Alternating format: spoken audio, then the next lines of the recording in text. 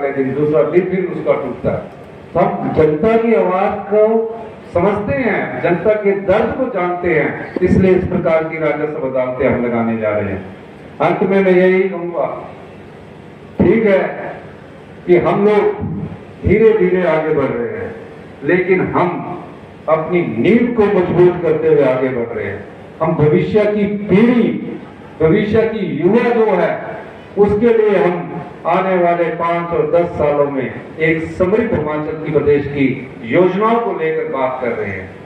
Bharatiya Janata party के समय सब रिजल्ट सुप्रीम कोर्ट में थे 2020 में, 817 पोस्ट कार्ड की बात कर लीजिए, या सुप्रीम कोर्ट में चले गए JOIT के केस, 5 साल तक सेटल नहीं कर पाए। हमने सेटल किया, जल्दी ही जो पोस्ट कार्ड JOIT के थे उनको जल्दी ही रोजगार हमारी सरकार देने जा रही है, क्योंकि 4 साल बाद उन बेचारे युवा साथियों को रोजगार देने जा रहे हैं। और यही नहीं, जल्दी ही यहाँ राज्याचार्यों का गठन कर दिया गया है। यहाँ से फिर से दोबारा से कंप्यूटर बेस्ड टेस्ट होंगे। हमने काफी 15,000 के करीब सरकारी रोजगारों की स्वीकृति ली है, जिसमें 6,000 TGT non medical, medical batch wise सब भर्तियां भी शुरू होने जा रही है। 261 वन मित्र की नियुक्ति होने जा रही है। पैरा फिटर और पैरा प्लम्बर की नियुक्तियां होने जा रही है। इसके अलावा मैं आपको यह भी कहना चाहूंगा कि इंद्र कृपाल जी और सुरेश जी ने जो कहा है कि हमारे यहाँ चीफ इंजीनियर का ऑफिस नहीं है। चीफ इंजीनियर का ऑफिस मंडी में है, कांगड़ा में है या शिमला में है। हमीरपुर भी एक पार्लियामेंट है। मैं यहाँ चीफ इंजीनियर का ऑफिस भी खोलने की घोषणा करता हूँ, जो आने वाले समय में यहाँ खोला जाएगा। इसके बाद यहाँ इससे पहले हमने ट्रांसपोर्ट का राज्य स्तर का पिलट कोड खोला, सोलर एनर्जी का यहाँ पिलट कोड खोला, और जो अभी मैं तारे देख रहा हूँ, पिछले दिनों मैंने मीटिंग की थी, मैं हमीरपुर की ये जो नगर परिषद में जितनी भी तारे हैं जो मुझे नजर आ रही है, इनसे लिए 20 करोड़ रुपए देने की घोषणा करता हूँ, ताकि अंडरग्राउंड में सारी तारे हों, ताकि ये अंडरग्राउंड सारी तारे हों, और 1 साल के भीतर ये सारी तारे अंडरग्राउंड हो जाएगी। मेरी यहाँ के पुष्पिंदर वर्मा जी और आशीष से जी बात हुई थी, उन्होंने मेरे को अपना पत्र भी दिया था। इसी के साथ में 2 करोड़ रुपया भी हमने, जो बस स्टैंड आपका कितने सालों से लटका हुआ है, काफी सालों से लटका है, और इसकी हमने डिजाइन बना दिया है, और उसके लिए पहली 2 करोड़ की किस्त, इसमें 40 करोड़ के करीब खर्चा आएगा। 2 करोड़ की पहली किस्त, ताकि ड्राफ्ट वो बन जाए, और इसके एडमिनिस्ट्रेटिव अप्रूवल जितने की भी होगी, वो सारा पैसा हिमाचल प्रदेश सरकार की तरफ से उपलब्ध करवाया जाएगा। मेरी में हॉर्टिकल्चर का हमारा काफी पुराना है, उनके होस्टल्स के लिए भी मेरे को युवा साथी मिले थे, उसको भी मैं 3 करोड़ रुपए देने की यहाँ घोषणा करता हूँ। क्योंकि हमीरपुर जिला में भारतीय जनता पार्टी के समय पिछले 5 साल यहाँ कोई मंत्री नहीं रहा, यहाँ से कोई मंत्री नहीं बना, लेकिन अगली बार जब आपने हमें चुनाव जिता कर दिया, तो हमीरपुर की जनता ने 4 कांग्रेस के सदस्य और 1 आजाद विधायक के रूप में हमें यहाँ से भेजा, और इसके कारण आज मैं हमीरपुर की जनता के काम में मुख्यमंत्री के पद पर पहुंचा हूं, क्योंकि आपने हमारी सारी सीटों पर जिताकर भेजा है।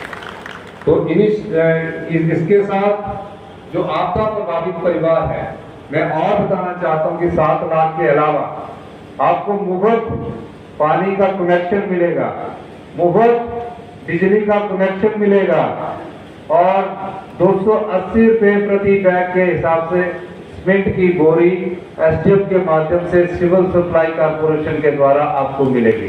तो ये पैकेज में 7 लाख का नहीं है, ये तकरीबन 10 लाख रुपए तक पड़ता है। यहाँ कम है परिवार, लेकिन फसल को ज्यादा नुकसान हुआ है।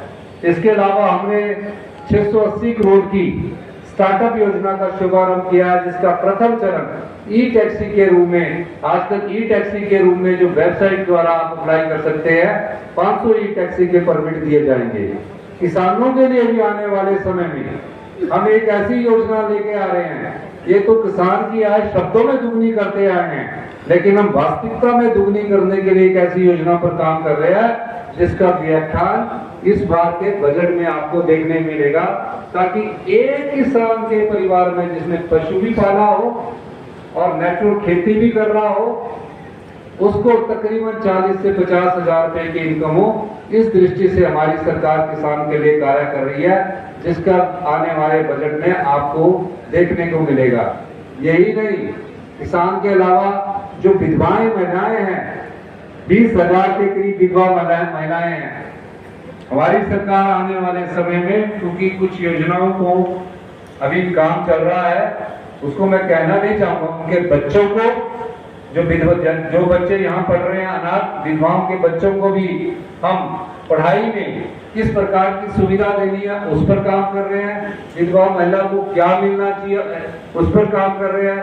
विधवा महिला में एकल नारी, छोड़ी भी वुमेन, इन सब महिलाओं के लिए 20,000 महिलाओं के लिए हमारी सरकार बजट के समय एक योजना लेके आ रही है, जो उनको सम्मान से, गर्व से ये कहेंगे कि ये सरकार ने हमारी आवाज को सुना है। इस दृष्टि से हमारी सरकार ये कार्य करने जा रही है।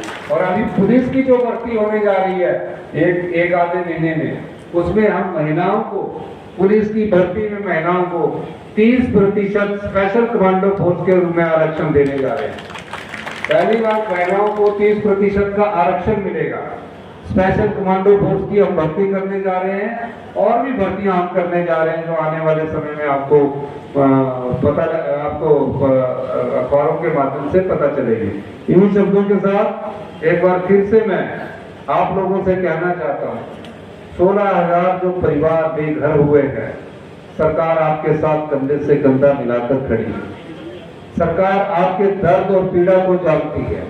हम सब लोगों ने आप परिवारों से उठकर आपके दर्द को समझा है। इसके अलावा और भी जो योजनाएं हैं वो आम आदमी से जुड़ी होगी, गरीब आदमी से जुड़ी होगी, किसान से जुड़ी होगी, युवाओं से जुड़ी होगी। युवाओं के लिए स्वरोजगार की योजना लेकर भी हमारी सरकार आने वाली है। आप देखेंगे इन योजनाओं का लाभ अंतिम व्यक्ति तक पहुंचेगा। यही हमारी सरकार की परिकल्पना है, यही हमारी सरकार की सोच है। इन्हीं शब्दों के साथ एक बार फिर से मैं जो मंच पर बैठे हमारे विधायक महोदय और जो सभी लोग काफी दूर से आए